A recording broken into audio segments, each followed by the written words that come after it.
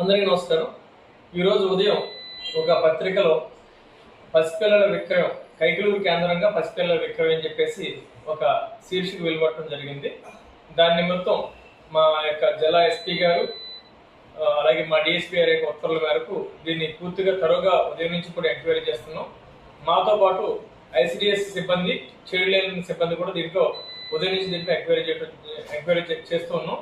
దాంట్లో భాగంగా ఇప్పటి వరకు కూడా మాకు ఎక్కడ ఈ 3 మండలాలు 4 మండలాల్లో కూడా ఎక్కడా కూడా పిల్లల్ని అమ్మటం కానీ కొనటం కానీ ఎటువంటిది జరిగినట్టుగా ఎటువంటి ఆధారం కూడా మాకు రాలేదు.